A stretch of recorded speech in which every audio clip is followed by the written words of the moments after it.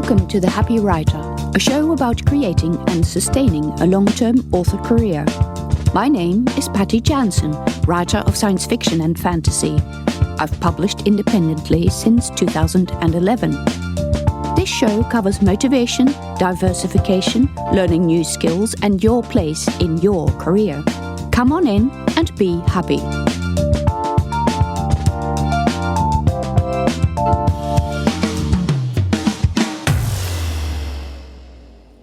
In this episode of The Happy Writer, I'm going to be talking about writing people who are not like you. How would you do it? Why would you do it? What are the pitfalls? And given that there are pitfalls, should you even do it? It is my position that you absolutely should write characters who are not like you, and I talked a little bit about this in the previous episode. I think it is important that we use characters from a diverse background and with a diverse set of experiences. I have to admit that this idea for this episode started with the social media hashtag #MenWritingWomen, in which writers, mostly female, drag out all the ridiculous ways in which men try to write women and end up making the characters completely ridiculous. I guess this is what lies behind the fact that these characters are ridiculous. The fact that the male authors try so hard to write a woman and point at her and go, "Look, a woman. I wrote a woman from her perspective and I thought very hard about what it would be like to be a woman." The problem is, those writers were so busy trying to figure out what on earth this character would feel and experience with all kinds of body parts that the male writers don't have, that they completely forgot about the 99.99% of the woman's body that's exactly the same as the man's, and that is far more important in the telling of the story. So my first advice is, if you're going to write somebody who is from a different background and a different type of person than you are, do not call too much attention to it, especially when that is not necessary. It is very likely for characters of all genders, characters of different backgrounds, different sexual orientations, and different religions to simply be in your book. You can often tell their background by their name or really little subtle things that these characters do or say. Unless they're the main character, there is no need for you to point at such a character to signal at the reader, "Look, I wrote a character that's not like me, and now I'm a diverse author." That's not being a diverse author. That's tokenism and virtue signaling.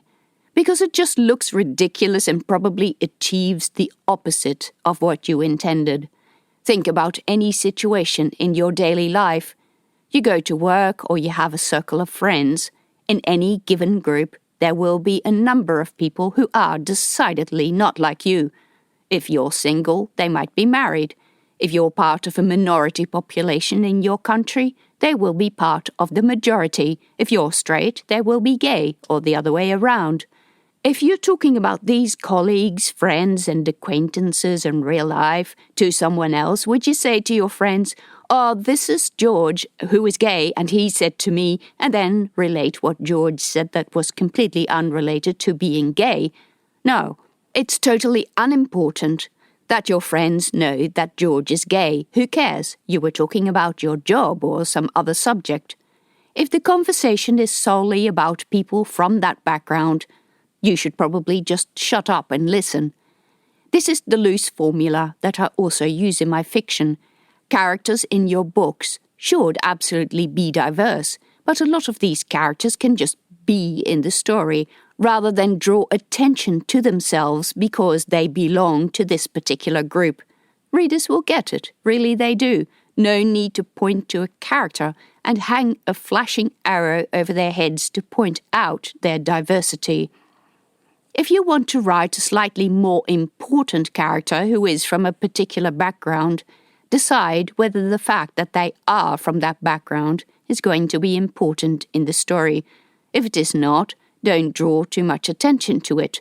You may mention in chapter 11 that this particular character had to go to a feast that is considered to be Jewish or Buddhist, and then the main character might say to this colleague, "I didn't know you were Jewish," and then the character might say, "Yes, I am," Or might say, no, but my partner is, or something like that. It doesn't need to involve anything else.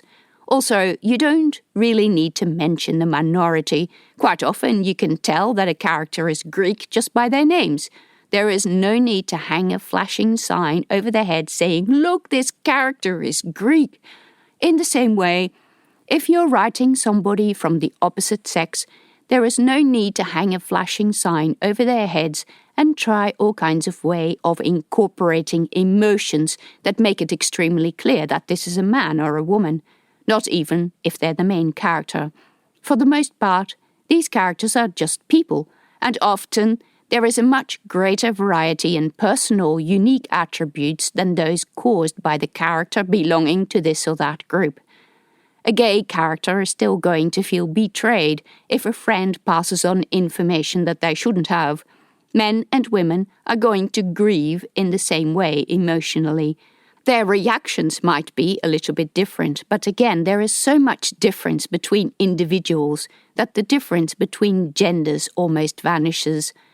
Often, differences in reaction are also culturally dictated.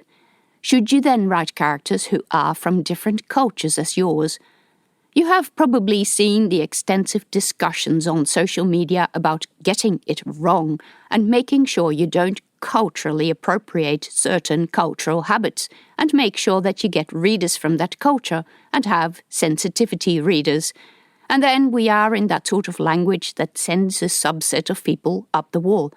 Some will then either resort to writing a very narrow set of characters, or they will just rail against anything that sounds like doing research about a character's culture and declare that they will write what they write, no matter that what they've written sounds deeply patronizing to people from that culture.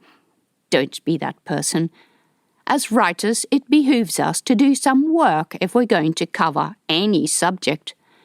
There are problems with the word problematic, and people who sit on both sides of the fence get stuck into each other for all kinds of reasons that are unhelpful. You will occasionally see this play out in social media. The hashtags, men writing women, race fail, and many others stem from this. A writer thought they knew what to do. A writer thought they could speak for someone else from a different culture or interest group. The writer wrote something patronizing. The group commented on it. The writer couldn't simply say sorry, but dug themselves in. Every single time. Some books get a storm of criticism, usually deserved, and some books completely slip under the radar. I've seen fiction sold on Amazon where I wanted to shout in capital letters, "Why did you think that patronizing 1950s-style kid story about another race that's not yours was a good idea?" Yes, the beauty of self-publishing is that you can write exactly what you want and publish it too. The beauty of social media is that people on there are completely free to demolish you. It's called democracy. Some people decry the presence of political correctness police, but the thing is that if someone is upset, they are always right. With the admittedly very small potential for controversy, some writers might well think, why bother trying to write characters from different backgrounds? I'm just going to write the type of characters that I know. And to be honest, that is such a pity. Don't let yourself be frightened into just writing characters who are exactly like you. In the first place, everyone is human. Everyone will understand that when a child has lost their parents, there will be emotions of sadness and panic. A huge chunk of our emotions are the same regardless of background. I also say that you should absolutely write about people who are not like you, even if it requires you to do some research. But do the research and get a greater understanding of the culture this person comes from. Do ask for some people from that culture to read. As with critique partners, don't let them dictate your story, but let them tell you if there are any parts that they find particularly patronizing or outright wrong. Because every culture has so many different subcultures, it may not be that they're always right, but by listening to their arguments, you can find better ways of representing the character. You should absolutely write a diversity of characters as a part of your fiction. I think this is a very important function of fiction to educate readers about inclusivity and discover unexpected corners about people that are not like them. It is not that fiction would teach them about the cultures, but it is that fiction teaches you to be accepting and to be inquisitive and not to immediately pigeonhole someone just because they are not like you. The only thing I wouldn't do, and I think it's a very bad thing to do that can potentially go very badly off the rails, is to write a character where the character's presence is solely about being part of this minority. I don't think that if you do not belong to the minority yourself, or you have invested a huge chunk of research into it, you have the right to tell their stories. If you want to tell a story that is about someone leading their life while being gay, then it had better be told by a gay person. That doesn't mean that a gay person can't be in your books, or even a reasonably important character in your books. That even doesn't mean that this character can't talk about being gay occasionally. It just means that if their entire function in the book becomes about being gay, and you haven't done your research, your story will degenerate into horrible stereotypes and it will not ring true. But other than that, people who are not like you are also people. They have similar emotions in similar situations. They are happy, they get sad, they get angry. They do all these things in pretty much the same way as everyone else does, as dictated by the situation in which they grew up or in which they live. Cultures are not monolithic. Within each culture, you will find conservative and progressive people. You will find that people from different levels of education have completely different experiences, and that their personality dictates how they behave as subset of the culture. So when you write a minority character, do your research. Give your character a specific little corner of the group you're describing, and you will be fine.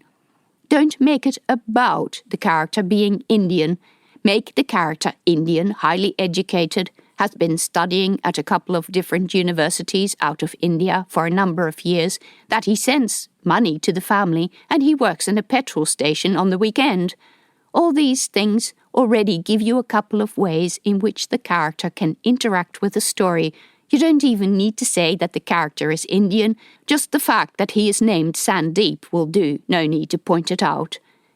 The problem with so many people writing characters not like themselves is that they treat the group like a monolithic body in which all the people are the same. But once you start specifying the exact type of character you want to include, the stereotype starts falling away pretty quickly. Patronizing or silly writing is just a symptom of lazy writing. It's a symptom of an author who never took the time to fully develop the characters. Likely, the token woman, or the token Indian, or the token Muslim won't be the only one. It shouldn't be the only one. Look at your workplace. Look at the parents at school. Look at the passengers on the train. Each of those people are there for a reason. Delve into their lives and show us the reason. Now, write that society. These were my thoughts on writing diverse characters. In the next episode, I will talk about vanity presses. Thank you for listening to the Happy Writer Show. Check out links and information about other episodes on my website at pattyjansen.com, where you can also find out about my books. You can support me by subscribing to the show or on Patreon at patreon.com/pattyjansen.